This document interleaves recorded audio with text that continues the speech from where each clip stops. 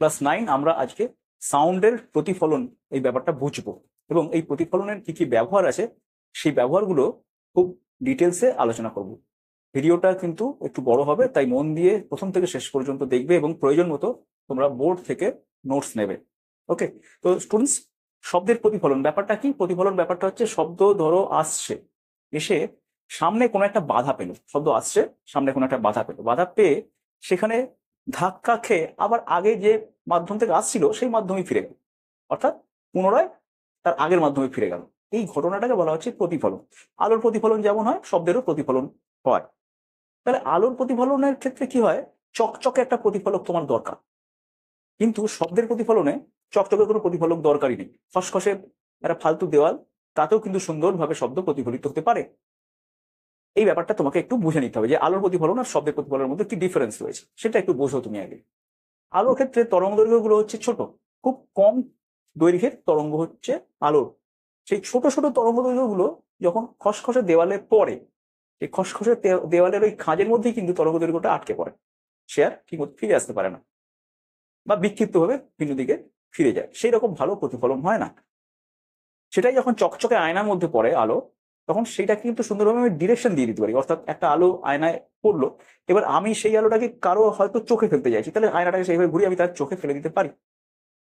ওকে, কিন্তু এখন কিন্তু শব্দ আসতো, ওই আয়নাটার মধ্যে পড়তো, ছোট্ট একটা আয়নার মধ্যে শব্দ পড়তো, সেই শব্দটাকেও কি আমি নির্দিষ্ট ডিরেকশনে ডাইরেক্ট করে দিতে পারতাম, পাঠিয়ে দিতে পারতাম? মোটেই পারতাম না। তার কারণ শব্দের তরঙ্গ দৈর্ঘ্যগুলো বিশাল বড় বড় হয়। সেই তরঙ্গ দৈর্ঘ্যগুলো বড় বড় হওয়ার জন্য খসখসে দেওয়ালে সহজেই প্রতিফলিত হয়ে চলে আসতে পারে, আয়নাতেও প্রতিফলিত হয়, কিন্তু ডাইরেকশন দেওয়া যায় না। যেহেতু বড় তরঙ্গ দৈর্ঘ্যগুলো সহজেই কিন্তু বিভিন্ন দিকে বেঁকে যায়, যাকে বলা হয় অপবর্তন। ব্যাপারটাকে আরেকটু ভালোভাবে বলি। ধরা যাক, দেখো এই যে শব্দ, ধরো এই যে পাইপ রয়েছে না, এই পাইপ দিয়ে শব্দটা আসছে, পাইপটা দেখো, এই যে প্রতিফলক দেখতে পাচ্ছ, এই প্রতিফলকের খুব কাছে পাইপটা ধরা আছে, পাইপের এই ওপেনিংটা প্রতিফলকের খুব কাছে। যখন এই এন্ডে তুমি শব্দ করবে, শব্দ এইভাবে আসবে, এসে যাওয়ার সময় ধরো এই শব্দ আসছে এই অভিলম্বের সাথে থিটা অ্যাঙ্গেল করে, ফেরার সময়ও কিন্তু শব্দ অভিলম্বের সাথে থিটা অ্যাঙ্গেল করে ফিরবে। অর্থাৎ এই বরাবর, এই রাস্তা বরাবর যদি আমি একটা পাইপ খুব কাছাকাছি ধরি, এই দেওয়ালটার খুব কাছাকাছি ধরি, তাহলে দিব্যি এখানে শব্দ করলে তুমি এখানে শব্দ সুন্দরভাবে শুনতে পাবে। যদি তুমি এখানে আলাদা একটা পাইপ এইখানটায় রেখে দাও, তাহলে কিন্তু এই পাইপ দিয়ে তুমি কোনো শব্দই শুনতে পাবে না। তার কারণ এই শব্দ এইভাবে গিয়ে যদি থিটা অ্যাঙ্গেলে যায়, ফেরার সময় থিটা অ্যাঙ্গেলেই ফিরবে। অর্থাৎ অন্য কোনো অ্যাঙ্গেলে তুমি পাইপ ধরলে সেখানে আলো আসবে না, ডিউ টু প্রতিফলনের নিয়ম। কারণ প্রতিফলনের যা নিয়ম, কি নিয়ম? আলোর প্রতিফলনের যেমন নিয়ম ছিল আপতিত রশ্মি, প্রতিফলিত রশ্মি, আপতন বিন্দুতে অঙ্কিত অভিলম্ব, এই তিনটা জিনিস একটা প্লেনে থাকবে, শব্দের ক্ষেত্রেও তাই। আবার আপাতন কোণ আর প্রতিফলন কোণ সমান হবে, সেটা কিন্তু শব্দের ক্ষেত্রেও তাই। এখানে আপাতন কোণ প্রতিফলন কোণ সমান হওয়ার জন্য এই পাইপ দিয়ে কিন্তু তুমি কোনো শব্দ শুনতে পাবে না। এবার দেখো, এটা ম্যাজিক, দেখো এটা মজা। ধরো শব্দটা আসছে, এটা মনে হয় একটা লাইন আমি প্রতিফলক আঁকলাম, মনে করো এইভাবে প্রতিফলকটা আঁকলাম, বেশ সুন্দর করে আমরা আঁকলাম না। এইবার ধরো শব্দটা এইভাবে আসছে, এইভাবে এলো, ঠিক আছে, ভালো কথা। এইখানে পাইপটা কিন্তু একটু দূরে আছে, পাইপটা একটু দূরে আছে, মানে এই পাইপটা এই প্রতিফলক কাছে একদমই নেই। শব্দ কিন্তু এইভাবে আসছে, এইভাবে আসছে, এসে কি হবে বলতো? এইবারে তুমি দেখো, যদি এখানে থিটা অ্যাঙ্গেলে শব্দ করে এবং তোমার তো মনে হচ্ছে যে থিটা অ্যাঙ্গেলে শব্দটা যাবে, অর্থাৎ এইখানে পাইপ ধরলে শুধুমাত্র এই পাইপটাতেই তুমি শব্দ শুনতে পাবে এখানে, কিন্তু এইখানে পাইপ ধরলে তুমি আর এইখানে শব্দ শুনতে পাবে না। এটাই তোমার ধারণা, কারণ একটু আগে এটাই শিখলাম। কিন্তু এখানে সেটা হবে না কেন? যেহেতু পাইপটা প্রতিফলক থেকে অনেক দূরে আছে, পাইপ থেকে শব্দ বেরোনোর পর শব্দ কিন্তু বেঁকে যাবে, শব্দ এরকম প্রতিফলকের ধার ঘেঁষে বেঁকে যেতে পারে, এটাকে বলা হয় অপবর্তন। এখানে লিখে রেখেছি, দেখো এখানে লিখেছি অপবর্তন মানেটা কি, এখানে এক লাইনে লেখা আছে। অপবর্তন মানে হয় অর্থাৎ কোনো বাধার ধার ঘেঁষে বাঁকতে পারে। অপবর্তন মানে কোনো বাধার ধার ঘেঁষে বেঁকে যাওয়া। যার তরঙ্গ দৈর্ঘ্য বড় বড় হয় তাদের বাধার ধার ঘেঁষে বেঁকে যেতে সুবিধা হয়। অর্থাৎ একটা দরজা ধরো হালকা ফাঁক করে রেখেছো, তুমি যদি জোরে জোরে কথা বলো, তুমি বাইরে তোমার কথা চলে যাবে। কিন্তু হালকা ফাঁক করে রাখলে পারে, তুমি যদি দরজায় আলো ফেলো, যদি ফাঁক দিয়ে আলোটা না ফেলো, দরজার উপরে আলো ফেলো, তাহলে কিন্তু সেই আলোটা কখনোই ফাঁক দিয়ে ওই পাশে যাবে না, শব্দ কিন্তু চলে যাবে। কারণ শব্দ তরঙ্গ দৈর্ঘ্য অনেক বড় হওয়ার জন্য সে বাঁকতে পারে, অপবর্তন হয়। এখানে কি হবে, শব্দ এসে এরকম বেঁকে যাবে, বেঁকে যাবে, বেঁকে যাবে, বেঁকে যাওয়ার ফলে কি হবে, এইভাবে এইভাবে যে শব্দগুলো যাবে, সেই শব্দগুলো কোনো না কোনো পার্ট এখানে থাকা এই পাইপের মধ্যে যাবে। অর্থাৎ এই পাইপও শব্দ শুনতে পাবে, এই পাইপও তুমি শব্দ শুনতে পাবে। যখন এই পাইপগুলো খুব কাছাকাছি ধরা হচ্ছে, এটা খুব কাছে, এটা খুব কাছে, তখন কিন্তু সে সুন্দরভাবে দেখা যাচ্ছে, ন্যাকার স্কোপ পাচ্ছে না, তাই সুন্দরভাবে এই পাইপই খালি একমাত্র শোনা যাচ্ছে। বোঝা গেল? শব্দের প্রতিফলন হয়, শব্দের অপবর্তনও হয়। তরঙ্গ দৈর্ঘ্যটা বড় হওয়ার জন্য অপবর্তন হয়। প্রতিফলন যখন হয়, প্রতিফলন নিয়ম মেনেই হয়, কোনো সমস্যা নেই। কারণ আলো অপবর্তিত হয়ে যে বেঁকে গেল, এবার যখন আলো এইভাবে পড়লো, তখন যথারীতি এইভাবে এইভাবেই প্রতিফলন, এই ধরো যে অ্যাঙ্গেলে বেঁকলো সেই অ্যাঙ্গেলেই ব্যাক করবে, অসুবিধা নেই। এই যে আলোটা বেঁকে এখানে এলো, সেই আলো নিয়ে ব্যাক করবে। এই যে আলোটা এরকম বেঁকে গেল, এইরকম করে যাবে, অ্যাঙ্গেল দুটো সেম থাকবে, প্রতিফলন সূত্র মেনে চলবে, অসুবিধা নেই। তো স্টুডেন্টস, আমরা এখানে যে কথাটা লিখে রেখেছি সেই কথাটা একটু দেখে নাও। এখানে আমরা লিখেছি শব্দের প্রতিফলনের জন্য প্রয়োজন বৃহৎ আকারের শক্ত দৃঢ় প্রতিফলক, অর্থাৎ বড় একটা প্রতিফলক তোমার চাই। বেশ বড় সড়ো প্রতিফলক না হলে শব্দর প্রতিফলন হতে সমস্যা হয়। ছোট প্রতিফলকের শব্দ প্রতিফলক, মানে ধরো একটু একটা আয়না, এইটুকু একটা প্রতিফলন, একটা জিনিস নিয়ে তুমি বলছো শব্দের প্রতিফলন করবে, সেখান তার থেকে মানে প্রতিফলনটা আরো ভালো হবে যদি বৃহৎ প্রতিফলক হয়, কারণ এই শব্দের তরঙ্গ দৈর্ঘ্যটা অনেক বড় হয়। সে যেতে যেতে যেতে যেতে এইভাবে যেতে যেতে যেতে যেতে যে বড় প্রতিফলক করে তবেই ভালো প্রতিফলিত হয়, ছোট প্রতিফলকে ভালো প্রতিফলক সে করতে পারছে না। বেশ দৃঢ় প্রতিফলক দরকার, শক্তপোক্ত প্রতিফলক। মানে ধরো স্পঞ্জের চেয়ার বা একটা বিছানা, সেখানে কি শব্দ ভালো প্রতিফলিত হবে? না, শব্দ ভালো প্রতিফলিত হবে না। শব্দ যখন যাবে তখন দেখো মাধ্যমটাকে এইভাবে ভাইব্রেট করতে করতে যাচ্ছে। বিছানায় যখন পড়লো, বিছানা ধরো কুঁচকে গেল, কিন্তু সেই হারে কি বিছানা আবার ব্যাক করবে? মানে বিছানা অণুগুলোকে আবার ব্যাক করবে? অতটা প্লাস্টিক মোটেই না। বিছানা কিন্তু সেই শব্দটাকে নেবে ঠিকই এবং অ্যাবজর্ব করে নেবে, খুব কম অংশই ব্যাক করে আসবে। তাহলে ভালো প্রতিফলকের হিসাবে কিন্তু বিছানা কাজ করবে না, বা নরম কোনো প্রতিফলক ভালো প্রতিফলক হিসেবে কাজই করবে না, কারণ সেখানে কি হবে, শব্দ শক্তি, এনার্জি, সাউন্ড এনার্জি অ্যাবজর্ব হয়ে যাবে। এখানে পয়েন্ট আকারে লেখা আছে বৃহৎ তরঙ্গ দৈর্ঘ্য। বৃহৎ তরঙ্গ দৈর্ঘ্য হলে কি হয়, ভালো করে শুনবে। বৃহৎ তরঙ্গ দৈর্ঘ্য, যত তরঙ্গ দৈর্ঘ্য বৃহৎ হবে, কোনো তরঙ্গের তরঙ্গ দৈর্ঘ্য যখন বৃহৎ হয় তখন সেই তরঙ্গের প্রতিফলনটা খুব ভালো হয়, প্রতিফলন খুব ভালো হয়, এবং তরঙ্গটা যত বড় তরঙ্গ দৈর্ঘ্য হবে ভালো প্রতিফলিত হবে, কিন্তু ভেদ করতে পারবে কম, অর্থাৎ ভেদ করতে পারবে না। যেমন এক্স রে, তার তরঙ্গ দৈর্ঘ্য এতই কম, সে যে কোনো জিনিসকে ভেদ করে চলে যেতে পারে। তরঙ্গ দৈর্ঘ্য যত কম হবে ভেদ করে যাওয়ার সুবিধা, ছোট ছোট তরঙ্গ দৈর্ঘ্য সুন্দর করে পেনিট্রেট করে যেতে পারে। কিন্তু যত বড় প্রতিফলক, যত বড় তরঙ্গ দৈর্ঘ্য হবে তার কিন্তু ভেদ করার ক্ষমতা থাকবে না, তার প্রতিফলন হওয়ার ক্ষমতা অনেক বেশি হবে, ভেদ করার ক্ষমতা কম হবে। শব্দ তরঙ্গ যেহেতু বড় বড় তরঙ্গ দৈর্ঘ্য, তার প্রতিফলন করার ক্ষমতা অনেক বেশি। এখানে দেখো লিখে রেখেছি আলোক তরঙ্গ থেকে সহজে প্রতিফলিত হয়। শব্দ তরঙ্গ আলোক তরঙ্গ থেকে সহজে প্রতিফলিত হয়, কারণ হচ্ছে তরঙ্গ দৈর্ঘ্যটা অনেক বড় হয় শব্দের। শব্দ তরঙ্গের অপবর্তন বেশি হয়, যেহেতু তরঙ্গ দৈর্ঘ্য বড় তাই তার বেঁকে যাওয়াটা খুব সহজে হয়। ঠিক আছে, অপবর্তন মানে কি সেটা লিখেছি, অর্থাৎ কোনো বাঁধার ধার ঘেঁষে বাঁকতে পারে। বোঝা গেল? তার মানে এইখানে যেটুকু আলোচনা করলাম সেখান থেকে তোমরা বুঝলে যে প্রতিফলন কি, অপবর্তন কি, শব্দের প্রতিফলন হতে গেলে কিরকম কন্ডিশন দরকার, বড় প্রতিফলক দরকার, শক্ত প্রতিফলক দরকার, নরম প্রতিফলকের শব্দ শোষিত হয়ে যায়। ওকে, এরপর আমরা খুব ইন্টারেস্টিং সাব টপিকে ঢুকবো, সেটা হচ্ছে শব্দের প্রতিফলনের ব্যবহারিক প্রয়োগ। দেখো প্রথম ব্যবহারিক প্রয়োগ দেখো স্টেথোস্কোপ লেখা আছে। স্টেথোস্কোপ কি? স্টেথোস্কোপ তোমরা দেখেছো যে এরকম দেখতে হয়। তো এই হচ্ছে একটা স্টেথোস্কোপের মোটামুটি একটা ছবি আঁকার চেষ্টা করেছি, যেখানে একটা ডায়াফ্রাম থাকবে, ডায়াফ্রামে একটা চোঙ লাগানো থাকে, সেই চোঙের সাথে একটা পাইপ ফিট করা থাকে, এবং পাইপটা দেখা যাচ্ছে দুটো এয়ার পিসের সাথে এইভাবে কানেক্টেড থাকে। এয়ার পিস দুটো তুমি কানেক্ট বুঝলে, এবং এই এই অংশটা নিয়ে তুমি বুকের মধ্যে হার্ট, লাংস, কখনো পেটের সমস্যা হলে পেটে ধরতে পারে, পিঠে ধরা হয় অনেক সময়, সর্দি লেগেছে কিনা বোঝার জন্য ইউজ হয়, হার্টে কোনো সমস্যা আছে কিনা, তার সাউন্ড ঠিকঠাক আসছে কিনা সেটা বোঝা যায়। এখন তুমি বলতে পারো যে স্যার কান দিয়ে ডাইরেক্ট কান রাখতে পারতাম তো বুকে, কান আর স্টেথোটা কেন ইউজ করছি? কারণ হচ্ছে স্টেথোতে একটা মজার জিনিস থাকে, স্টেথোর এই জায়গাটা অনেকটা বায়ু ঢোকানো আছে, অনেকটা বায়ু আছে, তাই না? এবার যখনই তুমি এইখানে বুকের এই জায়গাটা চেপে ধরছো, তখন বুকের যে সাউন্ডটা আসছে, সেটা লাংস হোক, শ্বাস প্রশ্বাসের সাউন্ড হোক বা হার্টের সাউন্ডই হোক, সেটা আসছে, সেই সাউন্ডটা কি করছে, এই ভিতরকার এয়ার কলামটাকে না ভাইব্রেট করিয়ে দিচ্ছে। ঠিক আছে, ভেতরকার এয়ার কলামটাকে যখন ভাইব্রেট করাচ্ছে, ধরো এই এয়ার কলামটা যদি এইখান থেকে ভাইব্রেট করে এইটুকুও সরে, তাহলে এইখানে থাকা যে বায়ুটা, অনেকটা বায়ু আছে, অনেক আয়তনের বায়ু, সেই আয়তনের বায়ুটা কিন্তু ডিসপ্লেস হলো, সরলো। তাহলে এইখানে যদি এইটুকু সরে, তাহলে পাইপের মধ্যে কতটা সরবে? পাইপের মধ্যে কিন্তু অনেকটা দূরত্ব, অর্থাৎ এইখান থেকে এতটা দূরত্ব হয়তো পাইপের মধ্যে সরে আসবে। অর্থাৎ এইখানে যদি ভাইব্রেশন হওয়ার অ্যাম্পলিটিউড, অর্থাৎ বিস্তার যদি এইটুকুও হয়, পাইপের মধ্যে ভাইব্রেশনের বিস্তার কিন্তু অনেক বেশি হবে। ভাইব্রেশনের বিস্তার বেশি হওয়া মানে তুমি সাউন্ড পাবে অনেক বেশি, অনেক জোরে সাউন্ড পাবে। বিস্তারটা বেড়ে গেলে সাউন্ড পাবে অনেক জোরে। অর্থাৎ এখানে যখন সাউন্ডটা ঢুকলো, এই সাউন্ডটা, এই বিস্তারটা, এখানে যে বিস্তারটা করলো, এখানে ছোট কলামের বিস্তার অনেক বেশি হবে, 1 নম্বর। 2 নম্বর হচ্ছে শব্দটা এইভাবে এইভাবে এইভাবে এইভাবে এইভাবে গোটা পাইপ বরাবর বারবার প্রতিফলিত হতে হতে হতে হতে গিয়ে এইভাবে প্রতিফলিত হতে হতে গিয়ে এয়ার পিসে গিয়ে ঢুকবে। অর্থাৎ সাউন্ডটা কিন্তু লিক করে যাচ্ছে না, পাইপ বরাবর প্রতিফলিত হতে হতে চলে যাচ্ছে।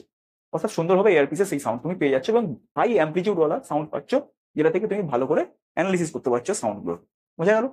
এরপরে আছে স্পিকিং টিউব। স্পিকিং টিউব তুমি সাধারণত দেখতে পাবে না, স্পিকিং টিউব দেখতে গেলে সায়েন্স সিটিতে দেখতে পাবে, কিন্তু অ্যাপ্লিকেশন যেখানে হচ্ছে, সায়েন্স সিটিতে জাস্ট দেখানোর জন্য আছে, অ্যাপ্লিকেশন যেখানে হয় সেখানে দেখা যাচ্ছে কোথায় হয় না, সাবমেরিন জলের তলা দিয়ে যাচ্ছে, সেখানে তো ফোনের টাওয়ারও থাকে না, কিছুই থাকে না, কোনো রকম কমিউনিকেশন হওয়ার খুব চান্স কম। কিছু লোকাল কমিউনিকেশন আছে, তাছাড়াও এরকম স্পিকিং টিউব দেওয়া থাকবে। ধরো লোকাল যে কমিউনিকেশন গুলোর মিডিয়াম রয়েছে, সেই মিডিয়ামগুলো প্রত্যেকটা ধরো ফেল করে গেল, তাহলে কিন্তু স্পিকিং টিউবের কমিউনিকেশন কখনো ফেল করবে না। স্পিকিং টিউব কি, দেখা যাচ্ছে যে পাইলটের কাছে একটা ওপেন মাইকের মতো একটা চোঙ আছে, সেই চোঙ বরাবর একটা মেটাল পাইপ মাখতে মাখতে মাখতে মাখতে মাখতে মাখতে ইঞ্জিনিয়ারের রুমে পর্যন্ত গেছে। পাইলট বা ইঞ্জিনিয়ার রুম থেকে একটা স্পিকিং টিউব মাখতে মাখতে এসে পাইলটের কাছে এসছে। ওকে, তাহলে পাইলট কোনো সমস্যা পড়লে যদি কোনো কথা সেই চোঙের মধ্যে বলে, তাহলে কিন্তু সেই শব্দ মেটালের গায়ে প্রতিফলিত, মেটাল টিউব যেহেতু থাকে, মেটাল টিউবের শব্দ অ্যাবজর্পশন খুবই কম হয়, বারবার প্রতিফলিত হতে হতে অ্যাবজর্পশন একদমই হবে না, হতে হতে হতে দেখা যাচ্ছে একদম ইঞ্জিনিয়ার রুমের কাছে চলে গেল এই সাউন্ড। এবং সব রকম কমিউনিকেশন সিস্টেম ফেল করলো, এই মেটাল টিউবের কমিউনিকেশন কিন্তু কখনো ফেল করবে না। বোঝা গেছে? এরোপ্লেনেও থাকে, নেভিতে এটা ইউজ করা হয়, এবং সাবমেরিনে তো অবশ্যই থাকে। আশা করি বোঝাতে পারলাম স্পিকিং টিউব এই ব্যাপারটা কি। এরপরে আমি আসছি বড় হল ঘরের বক্তৃতা শোনার জন্য কি হয়, হল ঘরে একরকম অদ্ভুত একটা প্যাটার্ন থাকে। হল ঘরের এই ছাদটা একটুখানি কেমন একটু অন্যরকম ভাবে থাকে, আমি কিরকম ভাবে থাকে সেটা ছবিতে দেখানোর চেষ্টা করছি। ছাদটাকে একটু অবতল আকার দেওয়া হয়, একটু অবতল, অর্থাৎ ছাদটাকে করা হয় কি একটু এইরকম। ওকে, এবং এই অবতল যে প্রতিফলক তার ফোকাস মনে করে ফেলুন। অবতল ফোকাস হচ্ছে এমন একটা পয়েন্ট যেখান থেকে তরঙ্গ যেদিকে খুশি যাক না কেন, যেদিকে খুশি যেমন ভাবে খুশি যাক না কেন, সেই তরঙ্গ কিন্তু ব্যাক করবে যখন, তখন কিন্তু সমান্তরাল ভাবে ব্যাক করবে। ওকে, এইটা হচ্ছে ফোকাসের নিয়ম। এটা হচ্ছে তোমার অবতল প্রতিফলক। এটা যদি অবতল প্রতিফলক হয়, প্রতিফলক, এটা হচ্ছে ফোকাস। ঠিক আছে, ফোকাসে তুমি সাউন্ড তৈরি করছো বা কথা বলছো, তাহলে দেখা যাচ্ছে সাউন্ড একটা প্যারালাল ডিরেকশনে চলে যাচ্ছে, এবং প্যারালাল ডিরেকশনে হয়তো তোমার শ্রোতারা এই চেয়ারে হয়তো বসে আছে, শ্রোতারা হয়তো তোমার এই চেয়ারে বসে বসে শুনছে, অর্থাৎ শ্রোতাদের কাছে ডিরেক্টলি সাউন্ড কিন্তু পৌঁছে যাচ্ছে। ঘরটা জাস্ট ছাদটার আকারটা অবতল করার জন্য, ছাদটার আকার অবতল, অবতলের ফোকাসে তুমি কথা বলছো, প্রতিফলিত হয়ে যেমন করি প্রতিফলিত, যেখানেই প্রতিফলিত হোক, যে বিন্দুতেই আপতিত হোক, প্রতিফলিত হয়ে একটা নির্দিষ্ট ডিরেকশনে যাবে যেখানে শ্রোতারা থাকবে।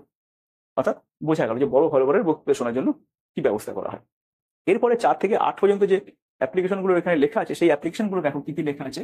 এখানে যেটা লেখা আছে, সমুদ্রের গভীরতা নির্ণয়, তারপর আছে বিমানের উচ্চতা নির্ণয়, আল্ট্রাসনোগ্রাফি, বাদুর আর তিমি এদের পক্ষে বস্তু চেনা, আর sound navigation and ranging.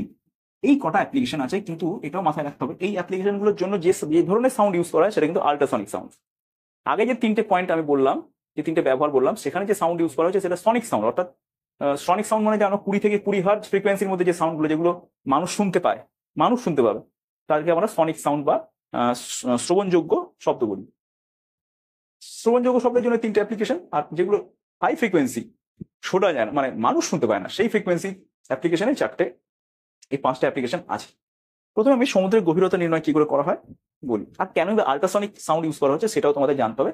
Ultrasonic এর ফ্রিকোয়েন্সি অনেক বেশি হয়, এর কম্পাঙ্ক অনেক বেশি।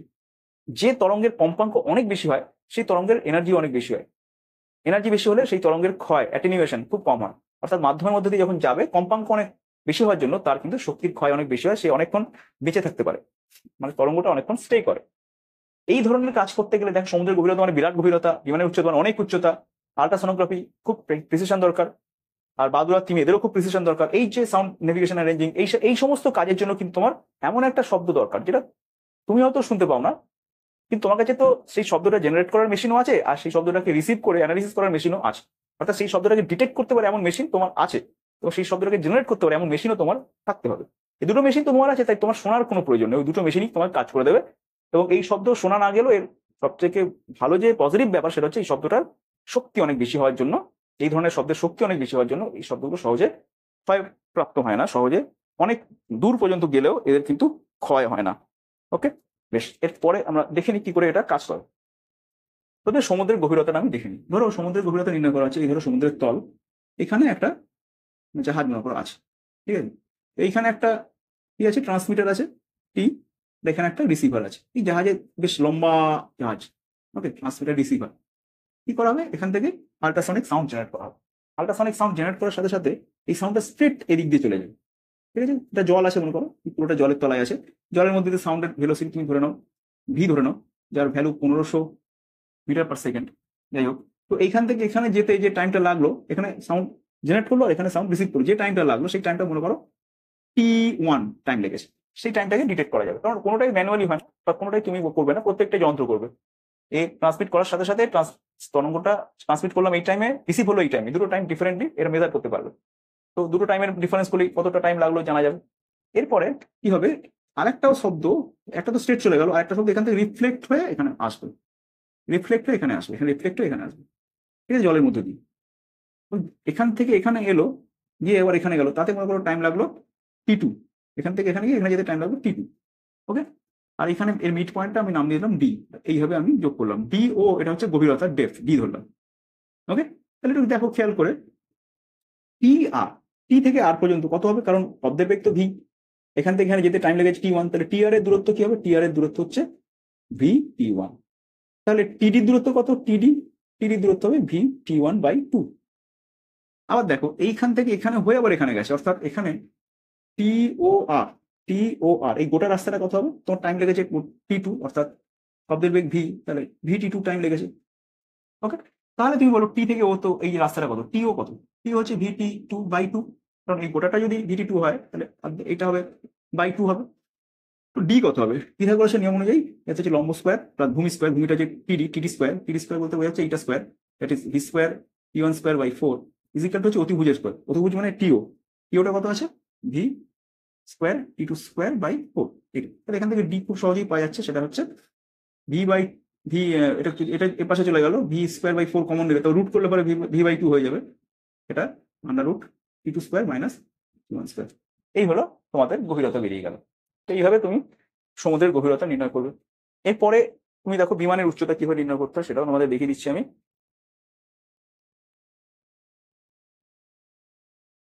তোমরা কিন্তু প্রয়োজন মতো ভিডিও পজ করে নোটস নেবে। ওকে, বেশ, এরপরে আমরা বিমানের উচ্চতাটা দেখবো কি করে হচ্ছে। তো বিমান ধরো এখানে একটা বিমান রয়েছে, বিমান মনে করো এই পজিশনে বিমানটা রয়েছে, বিমান উঠছে, বিমানের বেগ মনে করো ভি, অর্থাৎ বিমান যে বেগে উঠছে সেটা হচ্ছে ভি, তাহলে খানিকক্ষণ বিমানটা উঠছে এখান থেকে, তুমি বিমান থেকে এখানে সাউন্ড জেনারেট করছো, আল্ট্রাসনিক সাউন্ড জেনারেট করছো। ওকে, তাহলে আল্ট্রাসনিক সাউন্ড জেনারেট করছো এবং বিমান নিয়ে তুমি উড়ে চলে যাচ্ছ। দেখো আল্ট্রাসনিক সাউন্ড জেনারেট করলে সেটা তো মাটিতে যাচ্ছে এবং ভূমিতে প্রতিফলিত হয়ে কিন্তু আবার এইভাবে ফিরে যাচ্ছে। তাহলে মনে করো বিমানটা এখান থেকে যখন এই পজিশনে গেল, বি পজিশনে গেল বিমানটা, বি পজিশনে গেল বি, ঠিক আছে, ঠিক সেই সময় মনে করো বিমানটা শব্দটা রিসিভও করবে, এখান থেকে জেনারেট করেছিল ট্রান্সমিটারটা, এই ট্রান্সমিটারটাই আবার এখানে যখন গেল তখন রিসিভ করলো, অর্থাৎ বিমানটা এতে যখন ছিল সাউন্ড ট্রান্সমিট করেছিল, বিতে যখন গেল সেই সাউন্ডটা রিসিভ করে ফেললো, এই ঘটনা ঘটেছে। তাহলে দেখো এ থেকে বিতে যে সময় গেছে, ধরো ধরো এ থেকে বিতে যেতে টাইম লেগেছে টি, তাহলে ঠিক সেই সময় এখান থেকে ও হয়ে বিতে গেছে, সেই টি টাইমই লেগেছে, তাই না? তাহলে তুমি তো বলতে পারো যে এ বি রাস্তাটা কত হবে, বিমানের বেগ যদি ভি হয় তাহলে এবি হচ্ছে স্মল ভি ইন্টু টি, আর এ ও বি এটা কত হবে, এটা আল্ট্রাসনিক সাউন্ডের ভেলোসিটি ক্যাপিটাল ভি ধরো, তাহলে ভি ইন্টু টি, দুটোর ক্ষেত্রে টাইম টি, কারণ বিমানটা এখানে যে সময় পৌঁছেছে ঠিক সেই সময় শব্দটা এখান থেকে এখানে গিয়ে এখানে চলে এসছে, টাইম তো দুটোর ক্ষেত্রে টাইম তো টি, বেগটা খালি আলাদা, সাউন্ডের ভেলোসিটি ক্যাপিটাল ভি, বিমানের ভেলোসিটি স্মল ভি। ওকে, এখান থেকে লম্ব টানো, এর মিড পয়েন্ট হয়ে যাবে, নাম দাও ডি। তাহলে বলো এবি যদি ভিটি হয় তাহলে এডি কত, এডি হচ্ছে ভি স্মল ভি T/2, আর এও বি যদি ক্যাপিটাল ভিটি হয় তাহলে এখান থেকে এও কত, এও কত, এ হচ্ছে ক্যাপিটাল ভি T/2, হ্যাঁ। তাহলে তুমি এটাকে উচ্চতাটাকে হাইট ধরে নাও, তাহলে পিথাগোরাস করে এবার এইচ স্কোয়ার বাই ভূমি, এটা এডি কত, এডি হচ্ছে গিয়ে VT/2 স্মল VT/2, এটা স্কোয়ার করতে হবে, অর্থাৎ B²T²/4 হবে, ইজিক্যাল টু অতিভুজ তার স্কোয়ার, এও কত, ক্যাপিটাল V²/4 স্কোয়ার করলাম, এটা এখান থেকে হাইট বেরিয়ে যাচ্ছে, হাইট সমান কি আসছে, তুমি এখান থেকে T²/4 কমন যাবে, তাহলে T/2 হবে রুট ওভার করলে, এবং √V² minus small V², capital V² minus small V²। Capital ভিটা হচ্ছে সাউন্ডের ভেলোসিটি আর স্মল ভিটা হচ্ছে এরোপ্লেনের ভেলোসিটি। তাহলে এই ফর্মুলাটা ব্যবহার করলেই তুমি কিন্তু কি পেয়ে যাচ্ছ, বিমানের উচ্চতা পেয়ে যাচ্ছ। এরপর আসছি আলট্রাসোনোগ্রাফি জিনিসটা কি, খুব ইন্টারেস্টিং, ভালো করে শোনো। আলট্রাসোনোগ্রাফি কি হয়, কি বৃত্তান্ত, ভালো করে বল। আলট্রাসোনোগ্রাফিতে কি হয়, ধরো তোমার সমস্যা হয়েছে কোনো একটা, বা কোনো একটা রোগীর সমস্যা হচ্ছে, কিডনিতে স্টোন আছে। ওকে, তো কিডনিতে যখন স্টোন আছে তুমি সেটাকে আলট্রাসোনোগ্রাফি দিয়ে কি করে ডিটেক্ট করবে, ধরো এটা কিডনি, এটা হচ্ছে কিডনি, এখান থেকে তোমার বেরিয়ে গেছে গভীর এখানে প্রণালী, যাই হোক এই কিডনিতে তোমার স্টোন আছে, সেটাকে কি করে ডিটেক্ট করবে, স্টোনটা শুধু না, সেই স্টোনের সাইজ কত সেটাকেই বা কি করে ডিটেক্ট করবে, সেটা কিন্তু এখানে করে, মনে করো এখানে স্টোন আছে, এবার তুমি কি করছো, তুমি তোমার পেটের, এটা মনে করো তোমার পেট, ওকে, এই পেটের এখানে কি করছো তুমি, এই আলট্রাসোনোগ্রাফি সাউন্ড জেনারেট করছো, এই একটা মেশিন থেকে তোমার নল বেরিয়েছে এবং এখানে তোমার সেই জিনিসটা আছে যেখান থেকে তুমি আলট্রাসোনোগ্রাফিক সাউন্ড জেনারেট করছো, এবং বারবার এইভাবে বিভিন্ন জায়গায় ঘুরিয়ে যাচ্ছ, আর তুমি আলট্রাসোনোগ্রাফিক সাউন্ড জেনারেট করতে যাচ্ছ। আল্ট্রাসোনোগ্রাফি সাউন্ড জেনারেট করছো, শুধু তাই না, সাউন্ডটা গিয়ে যখন রিফ্লেক্ট করছে তখন সেই রিফ্লেক্ট হওয়ার তরঙ্গটাকেও তুমি রিসিভ করছো। দুটোই কিন্তু এই যন্ত্রটা করছে, এখান থেকে ট্রান্সমিটও করছে, আবার এখানে ধাক্কা খেয়ে যখন ফিরে আসছে সেটাকে রিসিভও করছে। ওকে, তো এইভাবে ব্যাপারটা চলছে। দেখো তুমি একটু খেয়াল করো, মনে করো এই তো কিডনি, তাই না? এই কিডনিতে যখন তুমি সাউন্ডটা পাঠাচ্ছ, আলাদা করে তোর আঁকছি, এইভাবে এইটা হচ্ছে কিডনি, ঠিক আছে? তো তুমি এখানে তোমার কি আছে, পাথর আছে। দেখো তুমি যখন সাউন্ড পাঠাচ্ছ, ভালো করে শুনবে, সাউন্ড যখন পাঠাচ্ছ, আল্ট্রাসোনোগ্রাফি সাউন্ড যখন পাঠাচ্ছ, এই সাউন্ড কিন্তু তোমার মাসেল ভেদ করে এইভাবে চলে গেল, ঠিক আছে? এবং খানিকটা সাউন্ড মাসেল ভেদ করে ব্যাকও করবে। এই যে সাউন্ডটা যাচ্ছে এই কিন্তু মাসেল পাচ্ছে না, কি পাচ্ছে, পাথর পাচ্ছে, এ কিন্তু সঙ্গে সঙ্গে ব্যাক করে চলে আসছে, ঠিক আছে? তাহলে এইখানে যে ব্যাক করে এলো আগের বারে, সে কিন্তু তার বেশিরভাগ কিন্তু চলে গেছে, খানিকটা ব্যাক করে এসছে। এখান থেকে যে সাউন্ডটা গেল, যেটা একটা পাথরে পড়েছে, অনেকটাই ব্যাক করে চলেছে। তাহলে দেখো ব্যাক করে আসার সাউন্ডের যে ইন্টেন্সিটি ডিফারেন্ট হয়ে গেল, দুটো ইন্টেন্সিটি, একটা বেশিরভাগ পেনিট্রেট করে বেরিয়ে গেছে, কিন্তু খানিকটা ব্যাক করেছে, আর এখানে দেখো বেশিরভাগই ব্যাক করলো। তখন যন্ত্রটা বুঝে গেল যে এইখানটা তাড়াতাড়ি ব্যাক করে চলে এলো, আর ওটা বেশিরভাগ ওদিকে বেরিয়ে চলে গেল, খানিকটা ব্যাক করে চলে এলো। তাহলে নিশ্চয়ই এখানে কিছু একটা অবস্ট্রাকশন আছে। যখনই অবস্ট্রাকশন আছে বোঝা গেল, সেই জায়গাটাতে আবার ফোকাস করলো মেশিনটা, আবার ওই জায়গাটাই ভালো করে দেখছি যে কি আছে, কত বড় আছে, সব দেখছি। কত বড় আছে দেখবে কি করে, খুব ইন্টারেস্টিং। কত বড় আছে দেখবে কি করে, ধরো এই পাথরটা কত বড় জানতে চাইছে, কি করবে, খুব সোজা, খুব সোজা, মানে মেশিনের পক্ষে কোনো ব্যাপারই না। সে এখানে একবার পাঠালো আলোটা, মানে সাউন্ড পাঠিয়ে ব্যাক করালো। আরেকটা সাউন্ড যখন ওখান থেকে পাঠাচ্ছে, সেটা এই পাথরটাকে খানিকটা পেনিট্রেট করে ঢুকলো, ঢুকে এই এন্ডে গিয়ে খানিকটা বেরিয়ে গেল, বাকিটা পেনিট্রেট করে কিন্তু বাকিটা কিন্তু রিফ্লেক্ট করে আবার ব্যাক করলো। তাহলে এইখান থেকে রিফ্লেক্ট করে ব্যাক করলো, আর এখান থেকে ওইখানে ধাক্কা খেয়ে রিফ্লেক্ট করে ব্যাক করলো। দুটোর ক্ষেত্রে টাইম ডিফারেন্স তো আলাদা হবেই, টাইম তো আলাদা হবে। এই দুটো টাইম ডিফারেন্স যদি নাও তুমি, এবং সেই টাইম ডিফারেন্সটিকে সাউন্ডের যে ভেলোসিটি যদি মাল্টিপ্লাই করে দাও, তাহলে কিন্তু এই পাথরটা কতটা ব্যাস, ডায়ামিটার, সেটা তুমি পেয়ে যাচ্ছ। দেখো ভালো করে ভেবে দেখো, সত্যিই পেয়ে যাচ্ছ। এখান থেকে ধাক্কা খেয়ে ব্যাক করলো, আর একটা সোজা গিয়ে ওই তল থেকে ধাক্কা করে ব্যাক করলো, তাহলে যথারীতি ওই তলে যে ধাক্কা খেতে গেল তার টাইম বেশি লাগলো, তাই না? সেই টাইম ডিফারেন্সটা দিয়েই তুমি কিন্তু এই পাথরটা ডায়ামিটার পেয়ে যাচ্ছ। ওকে, আশা করি বোঝাতে পারলাম ব্যাপারটা কি হলো। এইভাবে আল্ট্রাসোনোগ্রাফি করলে কোথায় পাথর আছে, কোনো অর্গানিক সাইজ কতটা আছে, সেটা নর্মাল সাইজ আছে না বেশি বেড়ে গেছে, বিশেষ করে যখন গর্ভবতী মহিলার ক্ষেত্রে সেই সন্তানের ভ্রূণ কেমন আছে, সন্তান কেমন আছে, তার হাত পা ঠিকঠাক হয়েছে কিনা, তার বিভিন্ন অর্গানের গ্রোথ ঠিকঠাক হয়েছে কিনা, সবকিছু কিন্তু এইভাবে আল্ট্রাসোনোগ্রাফি করে জানা যায়। আশা করি ব্যাপারটা বুঝতে পারলে। এরপরে বাদুড় আর তিমি এদের পক্ষে বস্তু কি করে চিনবে, সেই বস্তুটা কি সেটা বাদুড় জানবে কি করে, ঠিক আছে? সেটা কি করে করে বাদুড়, সেটাও দেখে নাও। বাদুড় আর তিমি প্রসেসটা কি চিনা। বাদুড় কি করে, কি বাদুড় সে মুখ দিয়ে কিন্তু সাউন্ড জেনারেট করছে। বাদুড় মুখ দিয়ে আল্ট্রাসনিক সাউন্ড জেনারেট করছে, এবং বাদুড়ের যে কান, সে কান দিয়ে কিন্তু সেই জেনারেট করা সব মুখ দিয়ে জেনারেট করছে, এবং সেই শব্দ যাচ্ছে গিয়ে ধরো এরকম একটা অবস্ট্রাকশনে ধাক্কা খেয়ে ফিরে আসছে। বাদুড় যখন বহু দূরে রয়েছে তখন কিন্তু আল্ট্রাসনিক সাউন্ড ছাড়ছে এবং ব্যাক করে যখন ফিরে আসছে, তখন বাদুড় বুঝতে পারছে যে ব্যাক করে ফিরে আসছে কিন্তু অনেকটা টাইম লাগছে, ঠিক আছে? ফলে বুঝতে পারছে যে ওই জিনিসটা অনেক দূরে আছে, ধাক্কা মানে এখানে আমার সাথে ধাক্কা লাগার সম্ভাবনা প্রায় নেই। কিন্তু যখনই ওই জিনিসটার কাছে চলে গেল, তখনই কিন্তু আল্ট্রাসনিক সাউন্ড যাওয়া মাত্র এবার ব্যাক করছে। ও বুঝে যাচ্ছে যে কাছাকাছি কোনো একটা ভারী অবস্ট্রাকশন আছে, আমাকে ওটা এড়িয়ে যেতে হবে। বাদুড় কিন্তু এড়িয়ে চলে গেল। বা কোনো খাবার বস্তু হয়তো আছে, বাদুড়ের খাদ্যদ্রব্য, সেখানে দেখা যাচ্ছে রিফ্লেক্ট হয়ে যখন ফিরে আসছে, সে তো বুঝে যাচ্ছে যে এটা নরম সরম একটা বস্তু, কতটা ফিরে আসছে এনার্জি, খুব তাড়াতাড়ি খুব বেশিরভাগ ফিরে চলে এলে বুঝতে পারছে যে এটা শক্ত বস্তু, কম ভাগ ফিরে এলে বুঝতে পারছে এটা নরম বস্তু। সে যদি মুভ করে তাহলে দেখা যাচ্ছে ফিরে আসার যে গতি প্রকৃতি বারবার চেঞ্জ হল, অর্থাৎ সেটা মুভ করছে, কারণ আমার তরঙ্গটা রিসিভিং এন্ডেও মুভ করছে। তা সেইভাবে কিন্তু বাদুড় তার আল্ট্রাসনিক সাউন্ড পাঠিয়ে এবং সেটাকে রিসিভ করে অ্যানালিসিস করে বুঝতে পেরে যায় যে কি জিনিস চলছে। এরপরে আছে বাদুড় আর তিমি, দুটোর ক্ষেত্রে একইভাবে এটা হয়।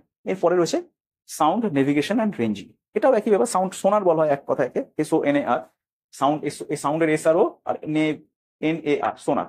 তো সোনারের ফুল ফর্ম হচ্ছে সাউন্ড নেভিগেশন অ্যান্ড রেঞ্জিং। ব্যাপারটা কি, নেভিগেট করা, অর্থাৎ সমুদ্রের তলা দিয়ে সে যাচ্ছে, মনে করো সমুদ্রের তলা নেভিগেট করতে করতে যাচ্ছে, দেখতে দেখতে যাচ্ছে কোথায় কি আছে, এবং রেঞ্জিংও করছে, অর্থাৎ কত দূরে জিনিসটা আছে সেটাকেও মাপছে, অর্থাৎ নেভিগেটও করছে বা রেঞ্জিংও করছে। দুটো কাজই কিন্তু আল্ট্রাসাউন্ড পাঠিয়ে করা যায়, ঠিক যেমনভাবে আগে করছিল একই ব্যাপার। কোনো একটা ট্রান্সমিটার আছে যেখান থেকে আল্ট্রাসাউন্ড বেরোচ্ছে, সামনে কোনো একটা বড় অবস্ট্রাকশন আছে হয়তো, বা পাথর বা পাহাড় আছে, বা কোনো হিমশৈল রয়েছে, বুঝে যাচ্ছে যে হিমশৈলটা আছে, কত বড় হিমশৈল সেটাও কিন্তু রিফ্লেক্ট করিয়ে অ্যানালিসিস করে সে বুঝে যাচ্ছে এত বড় হিমশৈল এবং কত দূরে আছে, রিফ্লেক্ট হয়ে যে ব্যাক করা যে টাইম ল্যাগ, সেই টাইম ল্যাগ থেকে বোঝা যাচ্ছে যে ওটা কত দূরে আছে। ওকে, এইভাবে কিন্তু সে নেভিগেট করে এবং সে রেঞ্জিংও করে। ওকে, সাউন্ডের প্রতিফলনের ব্যবহারিক প্রয়োগগুলো তোমরা আশা করি বুঝতে পারলে, একটা সনিক সাউন্ডের জন্য, একটা আল্ট্রাসনিক সাউন্ডের জন্য। স্টুডেন্টস, আশা করি ক্লাসটা থেকে তোমরা অনেক কিছু বুঝতে পারলে, অনেক কিছু শিখতে পারলে।